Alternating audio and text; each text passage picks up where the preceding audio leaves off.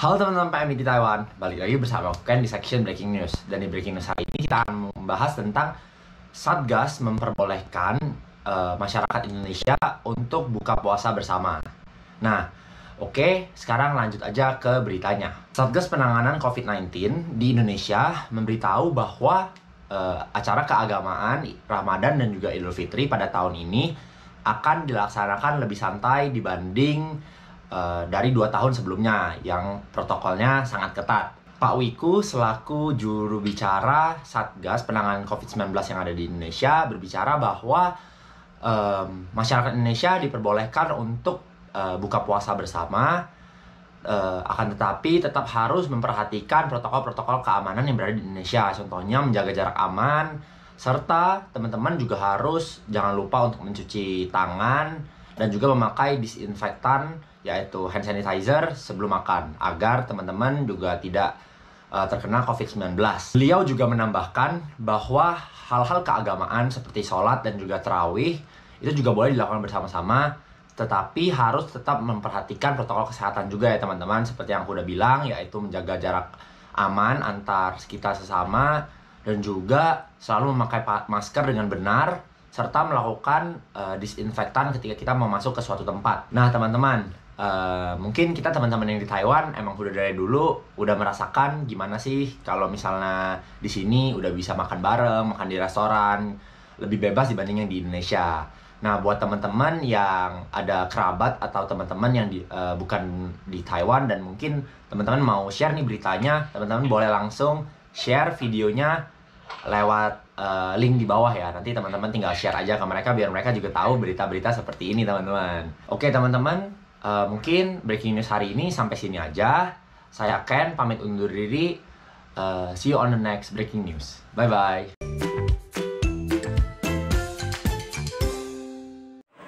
Halo teman-teman PMI di Taiwan, balik lagi bersama aku Ken di section Fun Fact.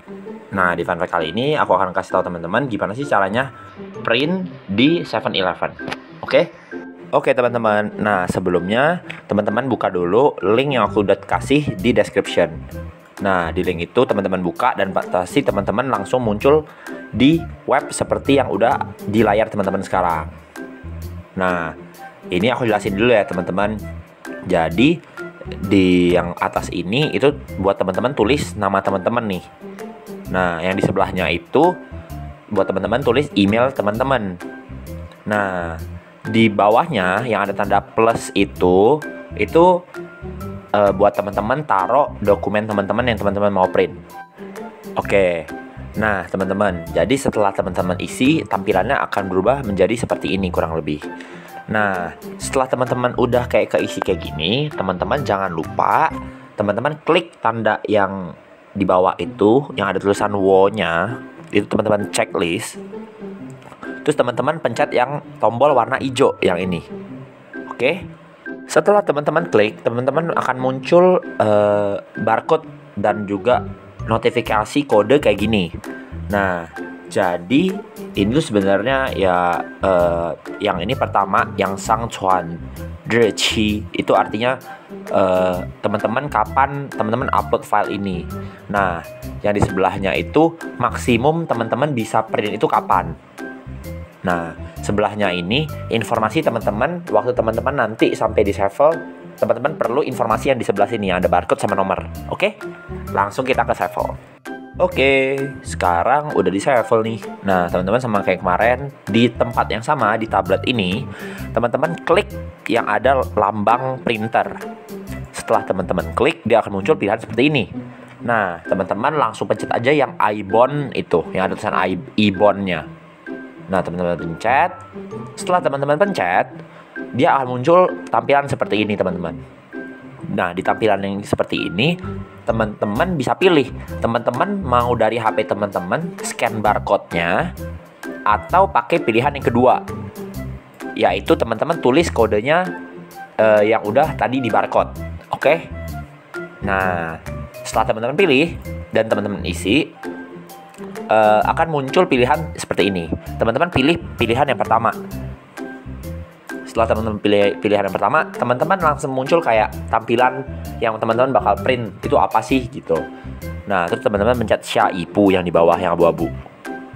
Setelah itu, teman-teman bakal dikasih pilihan kayak gini. Nah, di pilihan ini teman-teman bisa tambahin lembarnya, atau teman-teman bisa buat warnanya jadi hitam putih atau jadi berwarna. Terus teman-teman juga bisa yang mau satu halaman atau mau di satu lembar jadi 2 halaman. Teman-teman bisa custom di sini. Nah, setelah itu akan muncul notanya. Nah, setelah teman-teman pencet, dia akan muncul kurang lebih seperti ini, teman-teman. Nah, ini artinya teman-teman harus ngomong ke mbak-mbak sevelnya untuk kasih tahu bahwa teman-teman mau print sesuatu. Oke.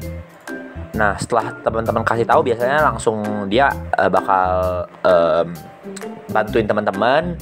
Terus tiba-tiba ntar muncul tampilan layar teman kayak gini. Nah, ini artinya lagi printing nih, teman-teman. Dan setelah teman-teman bakal print, itu bakal keluar di sebelah teman-teman, di printer yang sebelah teman-teman. Dan notanya bakal muncul di tempat tadi, mesin yang tadi. Sama kayak yang di video kemarin yang di Catbus. Nah, teman-teman, setelah teman-teman selesai, teman-teman ambil notanya dan juga teman-teman ambil kertas teman-teman. Setelah itu teman-teman tinggal bayar di kasir dan teman-teman udah bisa ambil printingnya. Mudah kan, teman-teman? Nah, jadi gitu aja nih, teman-teman, buat fun fact kali ini. Aku berharap teman-teman bisa belajar dan teman-teman bisa praktekin ya. Oke deh kalau gitu. Aku Ken pamit undur diri dulu. See you on the next fun fact. Dadah.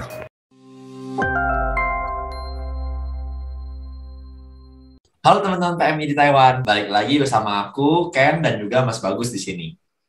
Nah, buat teman-teman yang udah nonton dari 2 episode sebelumnya, bagus banget bisa datang ke topik yang kali ini, karena topik kali ini kita bakal membahas tentang hubungan sosial antar PMI atau komunitas PMI itu menarik atau bagus atau negatif atau enggak sih gitu. Nah, oke. Dan buat teman-teman yang belum nonton di bagian sebelumnya, aku himbau teman-teman untuk nonton dulu karena semua isinya itu benar-benar bagus banget dan teman-teman harus nonton dulu part pertama dan part kedua yang kemarin. Oke, lanjut ke topik kita hari ini. Nah, jadi kemarin udah ngomongin tentang edukasi nih, Mas. Untuk Mas Bagus sendiri, aku pengen tahu karena berangkat kan dari buruh migran, dari pekerja migran. Nah, aku mau nanya nih, hubungan sosial antar PMI atau komunitas itu penting nggak sih, Mas? Penting banget. Karena kita di negerinya orang, kalau kita nggak membangun hubungan yang baik untuk sesama orang Indonesia ya, itu kayaknya juga kurang pas sih. Gitu. Kurang klop aja ya gitu ya. Benar. Nah, terus kan aku sih karena aku berangkat dari aku mahasiswa juga nih, Mas. Jadi aku juga mengikuti beberapa organisasi misalnya. Tapi dari misalnya teman-temanku yang mengikuti organisasi juga kadang-kadang malah komunitas-komunitas yang mereka udah ikutin tuh kadang ada yang negatif, ada yang juga kayak yang aku ikutin sekarang ya sangat positif gitu. Tapi ada beberapa yang negatif gitu loh, Mas. Apakah emang positif apa negatif gimana nih gitu loh. Jadi biar teman-teman tuh tahu gitu. Komunitas positif itu yang seharusnya kayak gimana sih gitu loh. Komunitas sejauh yang saya tahu di Taiwan sini itu banyak banget komunitas, tapi yang terbesar atau yang terbanyak itu adalah mereka milih di komunitas daerah. Komunitas daerah itu yang paling banyak sih di sini. Kalau ditanya positif atau negatif, tergantung nih komunitasnya yang dimasukin seperti apa. Kalau komunitas-komunitas daerah, itu sudah pasti positif sih menurut saya. Jadi sangat-sangat dihimbau untuk teman-teman buat ikut ya komunitas kayak dari per daerah. Karena, nah untuk mereka yang masuk ke komunitas ini tuh sebenarnya ada apa sih, Mas, di komunitas itu gitu loh. Maksudnya mereka di komunitas ini apakah ada pertemuan antar grup member atau apa gitu, kurang lebihnya gitu yang Mas Bagus tahu. Kalau yang kayak tadi saya ceritain tuh, kalau misalnya mereka komunitas-komunitas yang berasal dari kedaerahan, itu kayaknya mereka itu pengen memunculkan eh, kerinduan gitu ya. Jadi sama-sama orang dari daerah sini yuk ngumpul gitu. Itu dari ngumpul aja itu sebenarnya udah positif sih menurut saya. Betul, Kalau betul memang banget, benar. diajak untuk positif. Karena ketika kita berkumpul dengan banyak orang, artinya kita sedang mempelajari banyak karakter nih. Kalau saya sekarang mungkin merasa tinggi, ternyata ketika saya kumpul banyak orang, ada yang lebih bisa kita pelajari dari dia kayak gitu. Terus positifnya, kalau sampai sejauh ini saya lihat dari teman-teman komunitas yang ada di sini, entah itu komunitas daerah atau mungkin komunitas yang bahkan negatif sekalipun, kan ada tuh kumpulan-kumpulan yang memang mereka apa ya, bikin komunitas baru yang memang kadang negatif sih. Bahkan senegatif ini ada positifnya. Positifnya adalah gini, ketika salah satu member mereka atau anggota dari komunitas itu terjadi sesuatu, misalnya kecelakaan kerja, mereka itu mendadak ngumpul untuk ngumpulin, kamu punya berapa, kamu punya berapa, yuk keluarin. Dan mereka bukan paksaan, bahkan ada yang misalnya, sorry aku nggak bayar duit deh, kayak gitu, nggak masalah. Tapi itu benar-benar datang dari hati untuk nolong gitu, itu kan udah positif banget ya. Terutama yang komunitas-komunitas daerah tuh.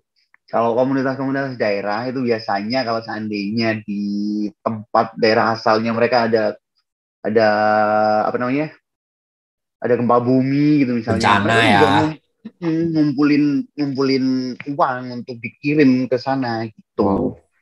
Iya, berarti dari sini sendiri pun udah banyak banget cerita yang tentang bahwa emang sebenarnya komunitas itu baik banget buat teman-teman PMI itu ikutin ya Mas ya.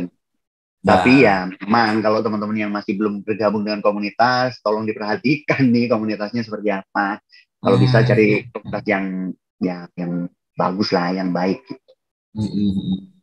Karena berangkat dari kayak tadi yang Mas Bagus udah bilang, dari kita masuk ke komunitas kita bisa pelajarin sesuatu yang baru, dan juga dari sana kita bisa ngeliat nih kayak mungkin peluang-peluang baru ya Mas ya. Dari sana juga kayaknya berhubungan deh Mas dengan kita 2 episode yang lalu kalau nggak salah itu kita ngomongin tentang edukasi. Betul. Kita lebih gampang mengedukasi kalau kita itu ngedukasinya di komunitas daripada kita edukasi serampangan ya. Kita kalau misalnya hari ini oke deh kita ketemu dengan komunitas ini, karena waktu itu karena saya sedang menjabat sebagai ketua himpunan mahasiswa, saya itu pengen membawa edukasi yang dampak kita positif bahas. Ya. Saya coba kumpul dengan teman-teman komunitas ini. Kapan nih kumpul? Saya ikut ke sana gitu. Jadi saya pengen dari situ teman-teman bisa teredukasi. Kalau lewat komunitas berarti kan mereka udah ada wadahnya nih, tinggal kasih di situ. Itu gampang. Positifnya dari situ lagi.